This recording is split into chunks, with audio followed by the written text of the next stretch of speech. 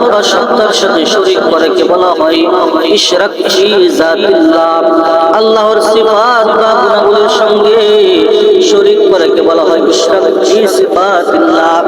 আর আল্লাহর কুদরতের সঙ্গে শরীক করে কে বলা হয় ইশরাক ফি কুদরাতিল্লাহ। পৃথিবীতে সবচেয়ে বড় গুনাহ, সবচেয়ে বড় অপরাধ হলো শিরক।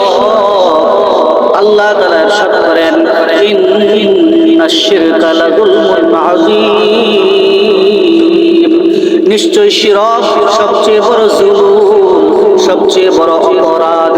মানুষ যত ভালোই হোক, যত ভালো কাজই করুক, কোনোভাবে যদি তার আমলের সঙ্গে শিরকের মিশ্রণ ঘটে তাহলে তার সমস্ত আমলই বাতিল হয়ে যাবে।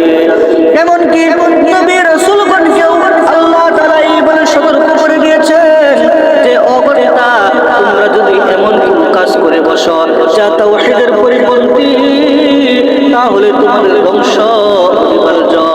আল্লাহ তাআলা ইরশাদ করেন ওয়ালাকাদ উহিয়া ইলাইকা ওয়া ইলাল্লাযীনা মিন ক্বাবলিক লাইন আশরাকতা লায়াহবাতান্না আমালুকা ওয়া লা তাকুনান্না মিনাল খাসিরিন।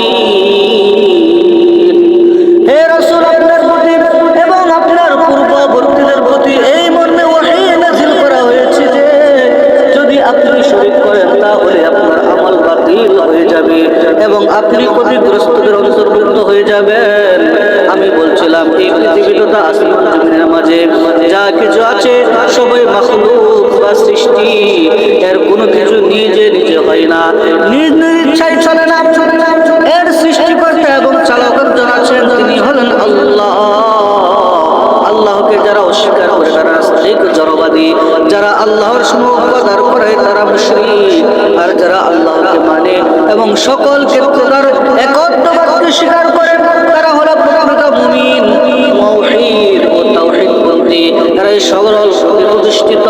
সুতরাং আমাদের কর্তব্য হলো আমরা যেমন আল্লাহকে বিশ্বাস করব, তেমনি তাকে এক অদ্বিতীয় বলে মনে প্রাণে মেনে নেব, তাকে সিজদা করব, অন্য কোথাও মাথা নত করব না।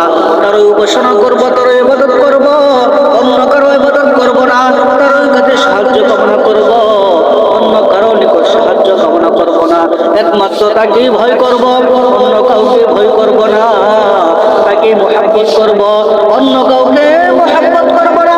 তাহলে আমরা খাঁটি মুমিন, মুওহীদ, তাওহীদপন্থী হতে পারবো। আল্লাহ তাআলা আমাদেরকে খাঁটি মুমিন ও তাওহীদপন্থী হিসেবে কবুল করুন। আমিন ইয়া